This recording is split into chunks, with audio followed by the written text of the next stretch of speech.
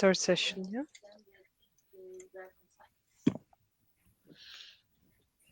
We are starting now. Great. All right, James. So you're going live just in a couple of seconds. Okay. All right. Thank you. Brilliant. Thank you. Thank you, James. No problem. Let's do this magic, James. Yeah.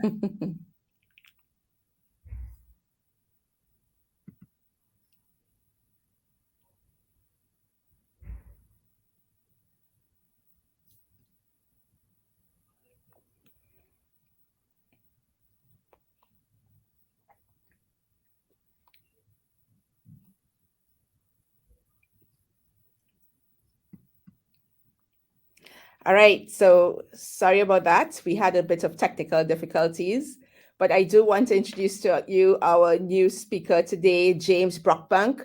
He is the managing director and founder of Digital Loft. Today, James is going to take us through a very interesting topic called SEO prioritization. Where do we focus our resources to drive the quickest wins? So all ears on, and let's introduce James. Thank you, James, and please take the floor. Thank you very much. Thank you for the introduction. So, hi everybody. My name is James Brockbank. I'm managing director and founder of an agency over in the UK called Digital Loft. I've been doing SEO for about 14 years now, and in that time have driven all sorts of results for clients in B2B and in B2C. And there's still one topic that, as we go through 2023, that I am a big believer is not talked about or considered anywhere near enough. That is prioritization within SEO, knowing where to focus your efforts for maximum impact. And that's exactly what I want to talk about today. So if you're working with clients, even if you're working in-house, you've got somewhere between 3 and 6 months to show results. Now, that doesn't mean driving huge returns. That doesn't necessarily mean hitting long-term goals. It means demonstrating that you know what you're doing, that you're the right fit, that you are the right choice to drive growth for that business. The clock is ticking. Whether we like it or not, however we sell ourselves in, however we communicate our strategy, we know from experience that we've got that 3 to 6 month period to start to show success before questions start getting asked. But actually, my belief and opinion here is that I want to call it the traditional approach to SEO, that deep dive audit first approach, is somewhat broken. And over the past 12 to 18 months within my own agency, I've spent time reimagining how we approach SEO for clients. The mindset that we go in with, how we take a brand new client and ensure that we're driving growth, we're showcasing value and showcasing that we are the right partners in that 3 to 6 month period. And what I will say on that is that this almost old school approach of tech audit, content audit, link audit, it's broken. Not because it's not necessary, don't get me wrong. Audits remain a key part of what we do to drive growth, but knowing where to start to drive that growth, to show that confidence to clients. And, what I will say is that when working with clients, and the same, can be applied when you're working as an in-house, an in-house SEO with a team, building that confidence in your ability to execute against goals, execute on a strategy is so incredibly important. But coming back to this concept of the deep dive audit first approach being, in my opinion, a little bit outdated, we only have to turn to social and we start to see comments from all sorts of people in the industry, 300-page SEO audits, no prioritization, impact, level of effort, SEO audits that actually are taken out of context. Just showing that a rule is passed or a best practice tick box has been actioned, it means nothing. It's fluff. It's a distraction from the key issues. What we need to be doing is thinking what is and isn't relevant in the context of this site. Where should we focus our efforts? And actually, where can we see the wins? And what we have to consider here is that no two businesses are the same, even two businesses within the same sector, within the same market. So we shouldn't be trying to take the same cookie cutter approach to SEO. Checklists, yes, they have their purpose, but actually going through an audit checklist of 300, sometimes more points covering tech, content, links, where it leaves you is almost in a position of vulnerability where you're trying to apply the same tactics, the same approach. Instead, what we really need to be doing is spending time first, understanding firstly what we want to achieve, what we need to achieve, and then working backwards to figure out, well, actually, how do we achieve that? Where do we need to focus our efforts? I mentioned a few minutes ago that I've been doing SEO for about 14 years. And when we strip SEO back to the very, very basics, the fundamentals of SEO haven't really changed. And they're actually pretty simple. We can break the core elements of SEO success into tech SEO, into links, and into content. Now, take 3 sites, take 5 sites, take 10 sites, and actually their needs within these 3 key focus areas of SEO are going to be very, very different. For some sites, technical SEO is where almost the limitations are, what's holding the site performance back. In some cases, it's links, it's authority, and in other areas, it's content quality, content depth, breadth of topic, a lack of topical authority. So whilst the fundamentals of SEO are pretty simple, we have to be asking ourselves, what does this site in question actually need? And that's where prioritization comes in. Prioritization is what makes or breaks SEO success. All too often when working with clients, what I see time and time again are examples where a previous SEO, a previous agency, has been doing things that they're right in the grand scheme of things. You know, they're not doing anything wrong. They're not doing anything against Google's guidelines, but they're not focusing on the things that can have an impact today. It's balancing that short-term opportunity and growth now versus those long-term opportunities. And that really comes down to understanding under the hood what is and isn't going to have an impact against both short-term and long-term goals, and balancing a strategy and putting together that strategy that aligns to this. And that's exactly what I want to talk about over the next half an hour or so today, taking you through a proven approach to prioritization and really get you thinking about where you can start to apply prioritization in your SEO strategy. What I will say is that absolutely every project has resource limitations of some kind. They may be time resources, they may be budget limitations, they may be limitations from compliance, sign-off, process limitations. The actual limitations that come on SEO projects can be very, very different, but working within those limitations, acknowledging them.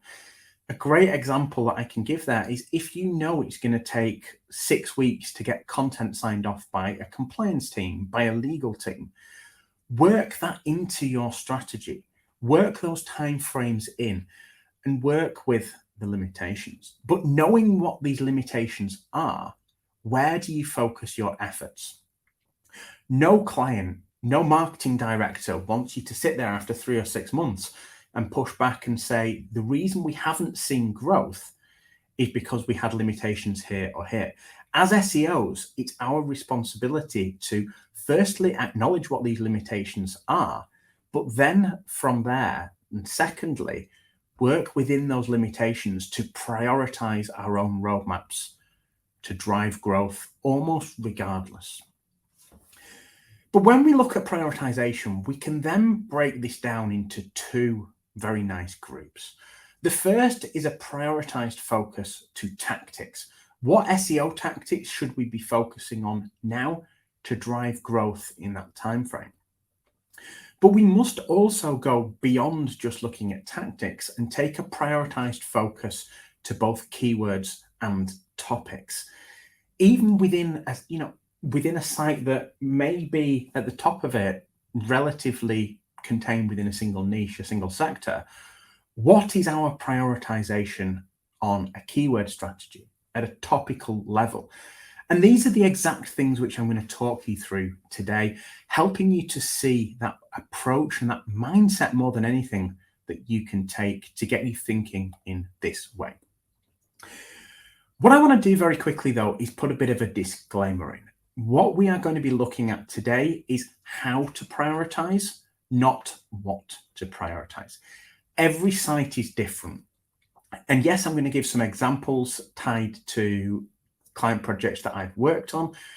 What I want you to take away from this is the process of how you can prioritize, not necessarily what. You need to go through the process of prioritization to be in a position to understand, what does this site you're working on right now?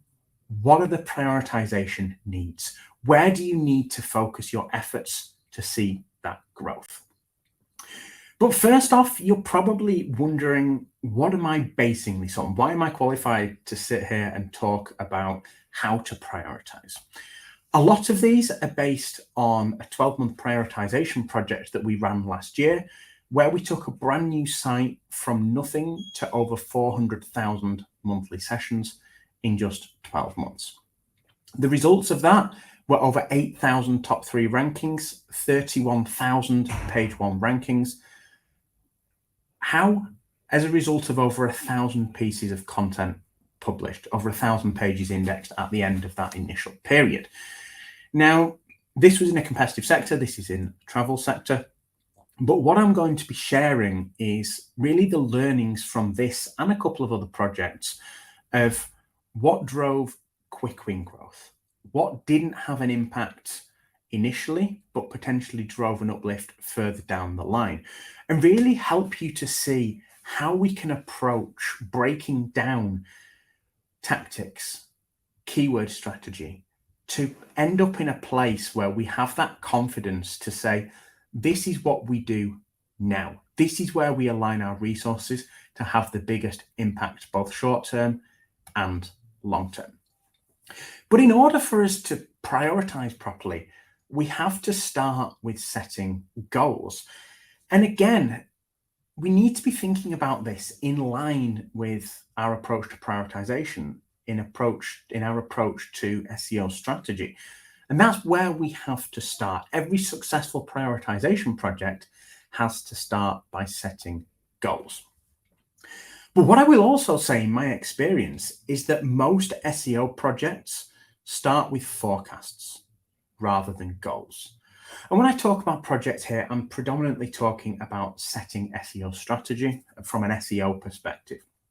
Now, common supposed goals that we see from clients all the time are things such as, we want to make as much money as possible via organic search. We want to generate as many leads as possible in 2023. These aren't goals. In terms of looking at goals, we have to be able to have something tangible that we can work backwards from. And actually saying we want to make as much money as possible, we can't work backwards from that to say, okay, how are we going to achieve that? Yes, in an ideal world, every business wants as much of their revenue, their traffic coming from organic search as possible. Yes, we all want to generate as many leads as possible. But for the purpose of prioritization, these aren't goals that we can use as a starting point. When it comes to setting goals, we have to be using goals to work backwards from these to be able to set a strategy. Rather than asking ourselves, what can we achieve, which in many cases is where SEO projects begin, looking at, okay, where are we now versus where can we be? As a flip of that, start saying, here's what we need to achieve. Yes, in an ideal world, every project will exceed these goals. But when we have a starting point of a goal, we can use these to work backwards from, and we can prioritize based on how we achieve these. If we don't have tangible numbers of revenue, predominantly, or leads, real business metrics, how can we then work backwards and put that into a calculation of how much traffic do we need to drive? What's the gap between existing traffic and the traffic goals? When we have that, and only when we have that, can we then start to say, here are our options for doing this? It gets us thinking in a totally different way. It gets us thinking about the different pathways, the different routes to driving growth against these goals, rather than simply saying, here's what we could do. Here's what we believe is possible. And what I now want to take you through is a proven process for going goal first, setting a strategy based on goals. And it starts, as I say, with asking, what results do you need to achieve? These have to be real business metrics. It could be revenue. It could be leads generated, which of course, from an SEO perspective, may likely then go to a sales team. When you know what you need to achieve, only then can you start to work backwards to determine what the strategy should be. Once we have these goals, we can then bring in other data points. What's your average organic conversion rate?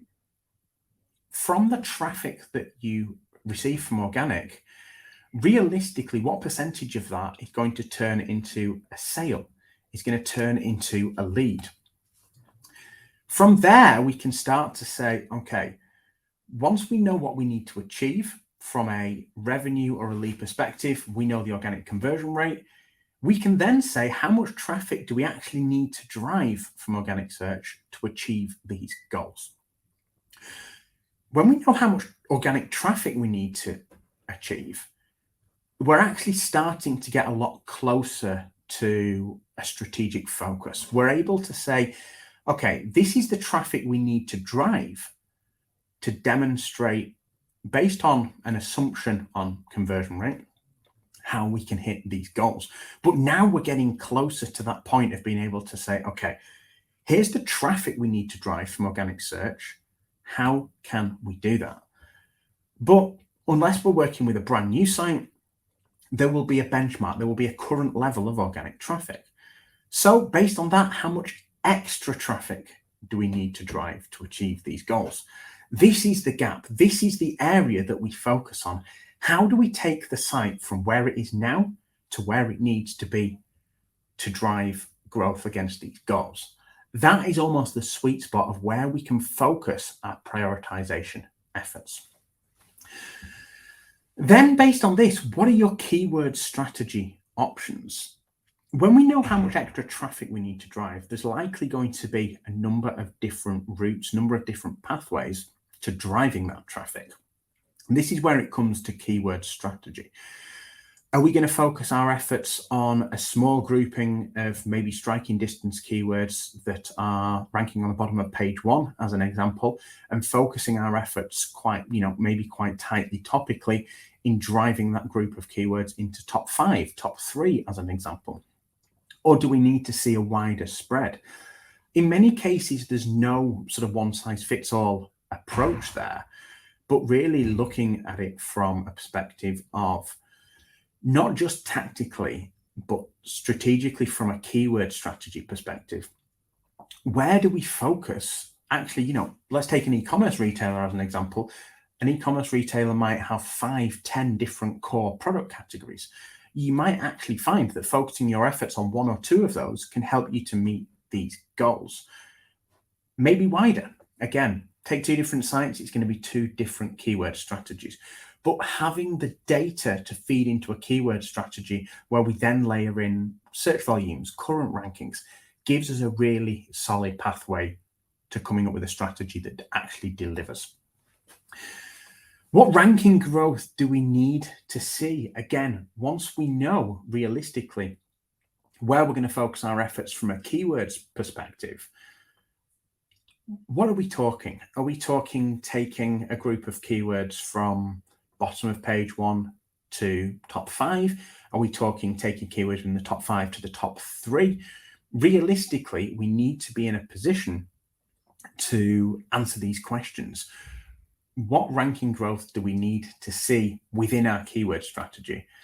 And lastly, and only at this point, can we start looking tactically and saying, how do we do that? What tactics do we need to leverage? What tactics do we need to utilize to drive that growth, to see that uplift in organic rankings, which of course contributes to traffic and revenue?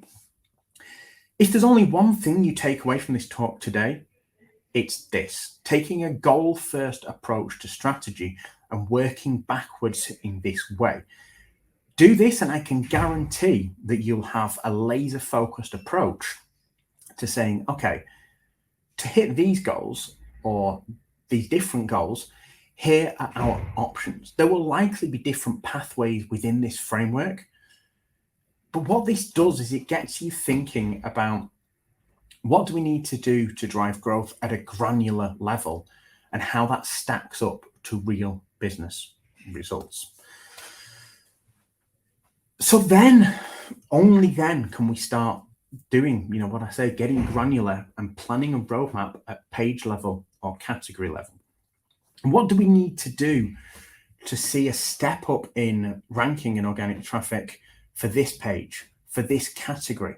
When we start to talk about tactics at page level, at category level, we get out of this cookie cutter approach and we get into this mindset of saying, how can we drive growth? What's holding us back? What do we need to do to increase the ranking of this page against these keywords, against, monitoring against what the competition is doing, technical issues, content, links?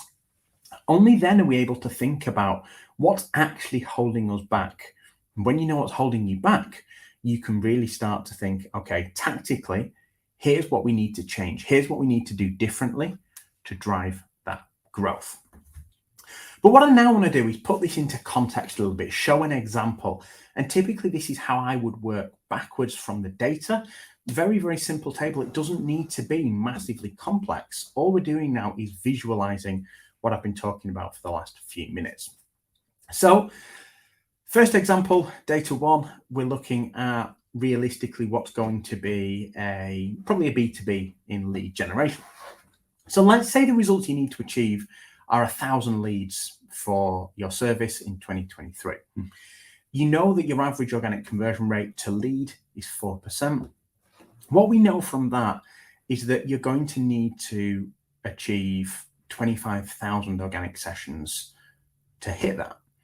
But actually, let's say you're already on a starting point of an average of 15,000 sessions. We need to drive an extra 10,000 organic sessions to hit these goals. Now, what I will say is these are just easy to digest numbers, but actually just for the demonstration purposes, they work really well. So only then can we start to say, what's the keyword strategy options? Now, here, an example, increase visibility and traffic from a grouping of keywords. Once we've got the keyword data, current rankings, we can start to showcase, okay, here is option one, option two, option three for driving that growth, really thinking about where we may be able to have a competitive advantage, may be able to, drive quicker wins, leverage topical authority, leverage experts within a business. And then an example of ranking growth, we know that we need to push that grouping of keywords into top 3 positions. At that stage, how do we do this? Better match intent, internal linking improvements, and improving existing content. Again, these are just examples. These are assumptions. These have to be based on the site in question.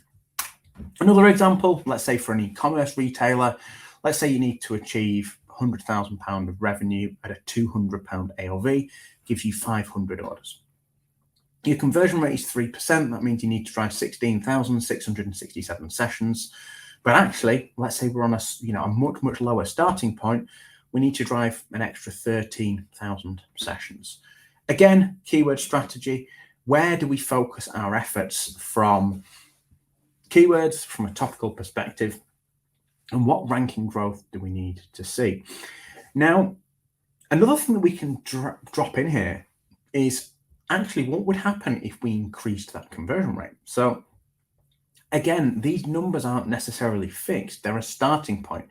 So again, just examples here. How do we do that? Increase conversion rate to 4% with better CTAs, fix keyword cannibalization issues, and create a number of new targeted content pages. Again, that could be product level, that could be category level, that could be informational. What I want you to do here is think about the process. Think about the process of working backwards from these goals to know where we need to be. And only then can we think, okay, well, how do we get there? Okay, so let's assume that we now know what the goals are. We've worked backwards. What do we do? Well, our approach then is to break our activity down into short-term sprints. At this stage, we're asking, what do we need to do in the next 90 days to show results? Being able to answer this question puts us in a really solid position of being able to justify why we're doing certain things in a roadmap, executing certain tactics within a strategy now, as opposed to in 3 months' time, in 6 months' time. Always asking yourself why now is a really, really powerful tactic, because it gets you thinking on, is this actually the highest priority for us to put resources in right now? If it's not, is something else a higher priority? To us, working in 90-day sprints, it focuses your efforts on getting things done. We know that most long, lengthy audits don't get read in full. When you're presenting too much to developers, to content teams, most actions won't ever get implemented. And also, we're in an age where it's so easy to give overload. If we make too many suggestions and ask for too many decisions to be made, the likelihood is that things will get lost, things will get diluted, and actually very little will either get done or signed off. What we also know is that in many cases, a lot of certainly more advanced technical SEO actions and tactics, they require significant development and developer involvement. Now, as SEOs, we know that one of the biggest challenges in getting things done is collaboration with developers. Now, the reality is that they will probably also have, or well, not even probably, they will have other duties and responsibilities. So actually sitting back and waiting for a developer to implement something, does it put us in the right position to drive growth? No, brief it in. But actually, what else can we be doing? Where should we be focusing our efforts to see that growth? Simply sitting back, briefing into a developer, and at the end of 3-6 months saying, well, a developer didn't do that, it's not good enough. That's not the responsibility of an SEO. The responsibility of an SEO is to drive growth almost at whatever that cost is. Now, yeah, SEOs can, in many cases, not have that direct influence over developers.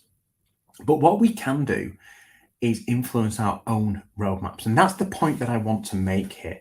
Know what we have control over and that we can get done now, while certainly not ignoring those longer term actions. It's as simple as, if the recommendations that we make as SEOs are not being implemented, don't be surprised when you're standing still, if you're not seeing that growth, or in many cases, seeing a backwards decline in organic visibility. Things need to happen. Recommendations need to be implemented, and we need to see things rolled out for us to deliver that step up in performance against our goals. So what I want to now talk you through is a prioritized approach to tactics for quick win results. What I am going to do is drop a number of common tactics into groupings of rapid impact, things that, in my opinion, when starting on a project, you should do within 3 months because they can deliver that step up now. Medium-term impact, things that you should really be turning your attention to in most cases within 6 months. And low impact, things that you should do when resources allow. Another disclaimer, when I place things in the low impact grouping, that does not mean they won't have an impact on your overall performance. It doesn't mean they shouldn't be done. It is more that they are unlikely to drive quick win results. And let's not forget, what we're talking about here is how do we prioritize efforts to see quick win results, to demonstrate that impact and that step up against goals now. So looking at rapid impact, things that almost never fail to deliver a step up in performance quickly. Internal linking, optimizing existing content, optimizing title tags, turning brand mentions into links, improving page intent, probably one of the big ones right now. Fixing critical technical SEO issues. When I talk about critical tech SEO issues, I'm talking about things that are holding a site back from performance. Fixing linked 404s. These are all examples, and this list certainly isn't exhaustive.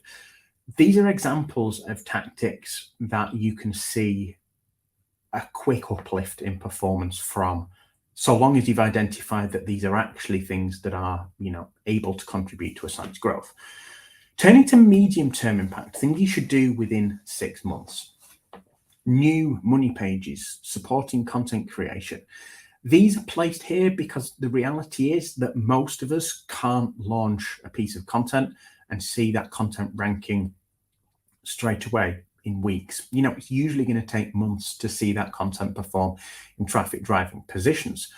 Doesn't mean it's not a really important part of a longer term strategy. But actually, in terms of delivering a step up now, there are usually higher priorities. PR-led link acquisition, dealing with unnatural links, auditing a link profile, improving content quality at a site-wide level, structured data, SEO testing, site structure changes. Don't get me wrong, these are all really important tactics that we should be utilizing. But in terms of the impact, they are going to have an impact in the medium term, not necessarily the short term. And then we get to low impact in terms of a step up in performance. These are things you should do when resources allow. And this includes things like site speed optimization, core web vitals, alt text optimization, image optimization, EAT improvements. Now, this is often, when I talk about prioritization, the controversial grouping. What I am not saying is that these things aren't important. They very much are.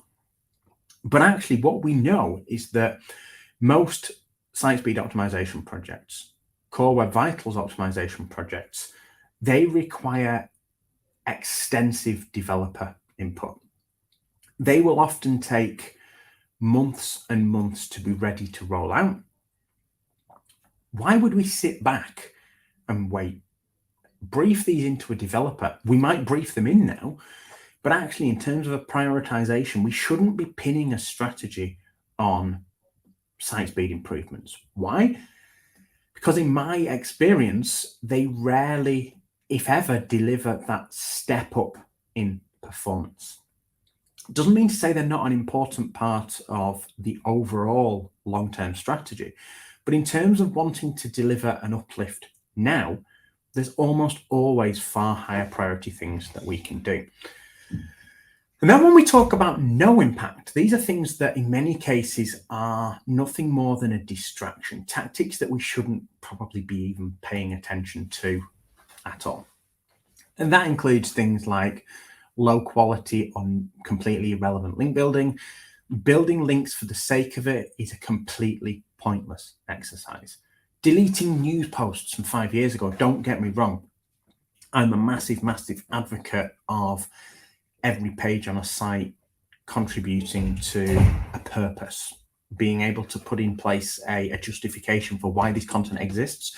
Does it match the right intent? But actually going through and suggesting to a client that they remove 20 news posts from 5 years ago, 6 years ago, that will not have an impact. Now, If we're talking 5 posts, 10 posts, go ahead and do it. But in many cases, these are, extensive recommendations that don't have that impact. Same with fixing non-critical crawl errors. Just because there are 404s, maybe those 404s should exist. Maybe they should serve a 404 or a 410. Again, knowing what is and isn't going to have an impact is so incredibly important. And when we get into this mindset on thinking how quickly are the actions that I roll out and the tactics that I focus on now, how quickly should I expect them to have an impact, puts you on a really, really solid trajectory for driving growth. To break these down a little further then, and there's some takeaways on these different groupings. High priority SEO actions. Where should you focus first? Technical SEO issues that prevent the site from ranking. If you have or identify and find issues from a technical perspective that mean that site will not rank until they are fixed, they are the highest priority thing for you to sort. And then start to move on to making existing content work harder. When we look at thinking about, the existing content we have, we're often too quick to jump into asking, how can we create new content? What new content should we create?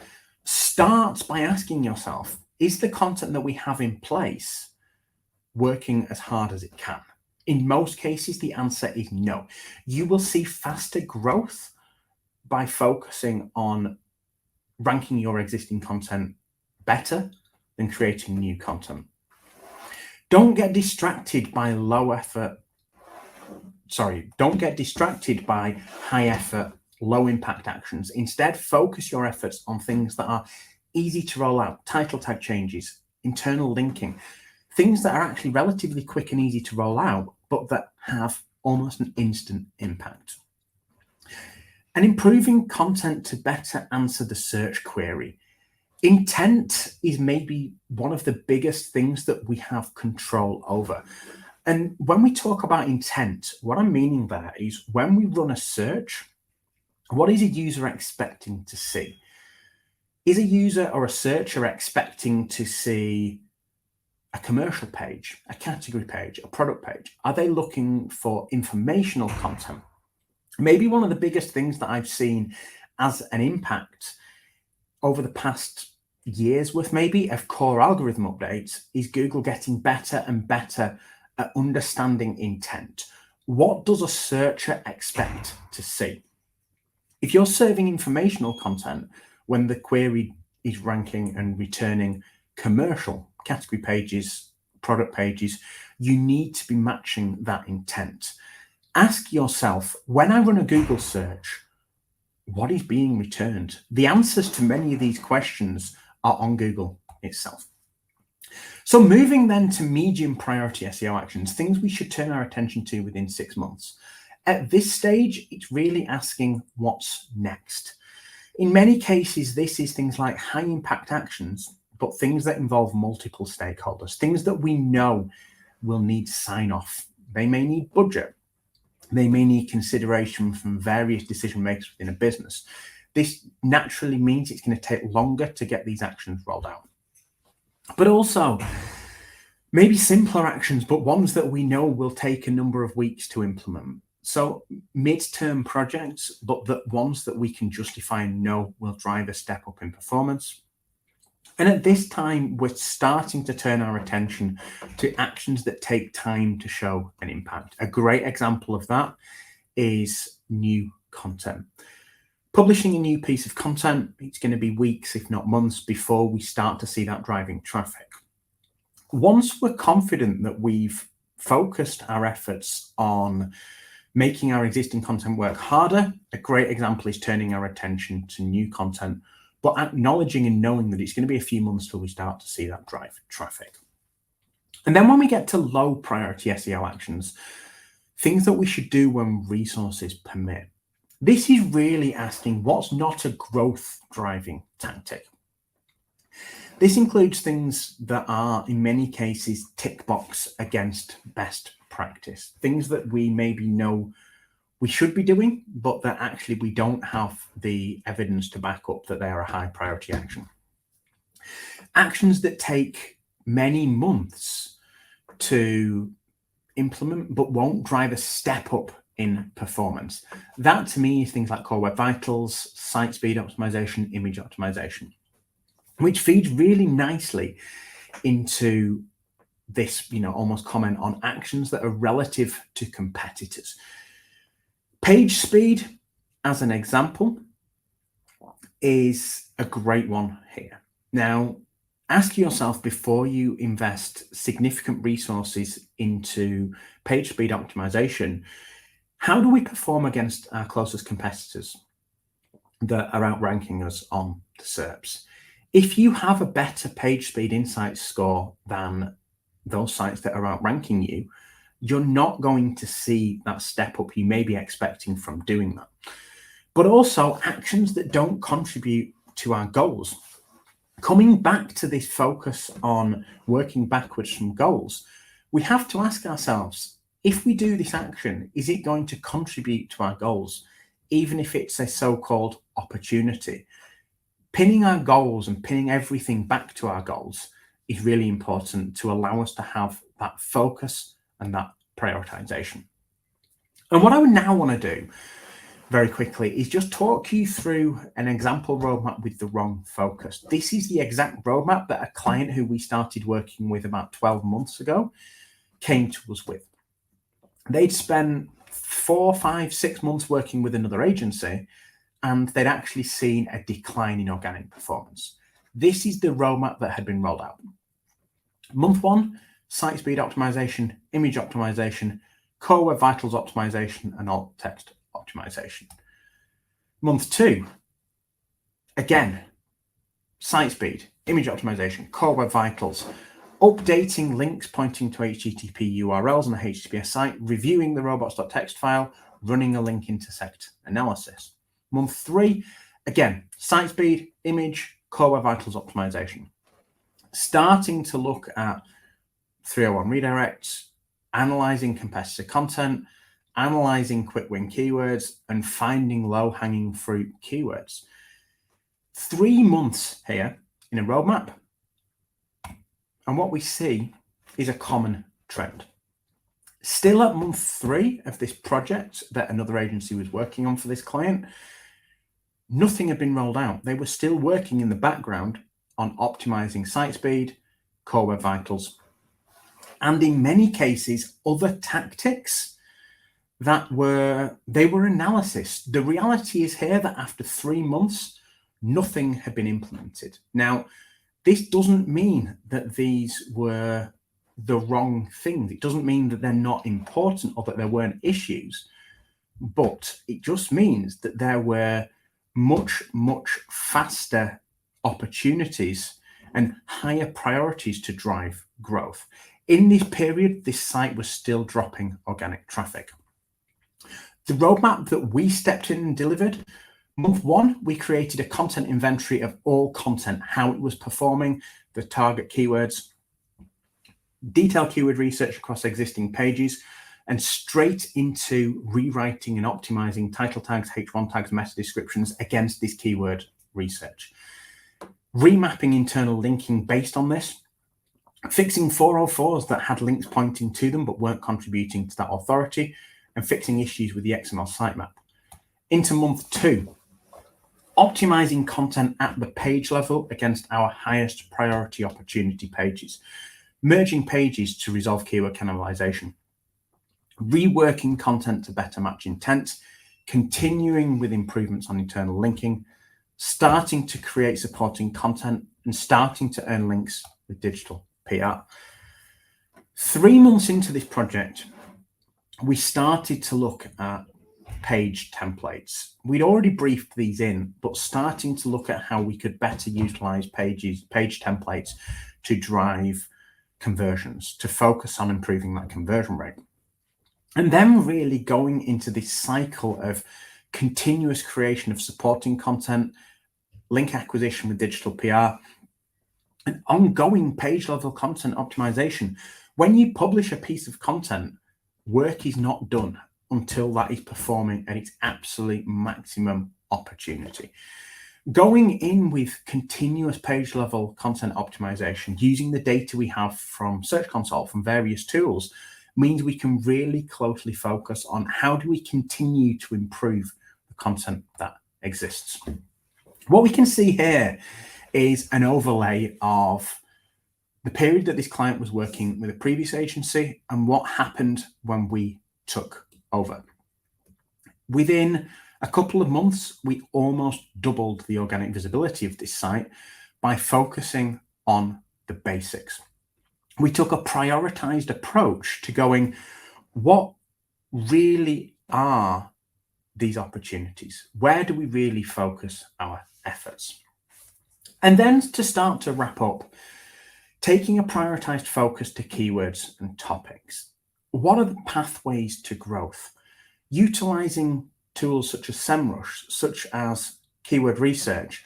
What are our pathways to growth, and which topics should we be prioritizing? Which keyword rankings should be prioritized, and what actions need to be taken to drive growth across the specific areas of focus? What we know is that we can't improve every page at once. So ask yourself, where should you start? Where do we start to turn our attention to drive the step up in growth we need to see? The answers to that, to conclude from me, striking distance keywords, using tools such as SEMrush to look at what's ranking outside the top 3, what's ranking outside the top 5, what's ranking outside the top 10, what tactics need to be rolled out to improve these areas.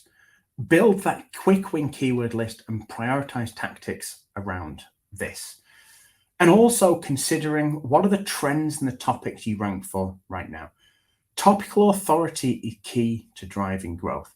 If you can spot trends in the keywords that already rank well, focusing on improving the rankings of other unnew keywords in this topic will usually deliver faster results. Why? You've earned the right to rank. And as a final note, what I want you to remember is that in many cases, done is better than perfect. Few areas of SEO are ever finished. Something done is usually better for growth than something that's sat in an approval queue for weeks. Where's the minimum level that you can roll out? Then start to analyze and then optimize as we go on. Focusing on regular small wins will build to big wins over time. That is how you drive growth. So thank you very much. Hope you found it useful. And yeah, if you do have any questions, I know we're pretty much out of time. If you do have any questions, you can find me on LinkedIn, James Brockbank. Find me on Twitter at Brockbank James. Feel free to reach out and I'll be more than happy to have a chat on any questions that people have. Thank you so very much, James. No worries at all. Thank you for demystifying all of this SEO stuff for us and making us clear what we should be doing next. Yes, unfortunately, we are out of time. So we had a couple of questions and I did put in the chat that they should link with you on LinkedIn and ask you those questions directly, okay? So have a great day, guys. It's lunchtime. Go get a break and see you back in a couple minutes for our next sessions after lunch.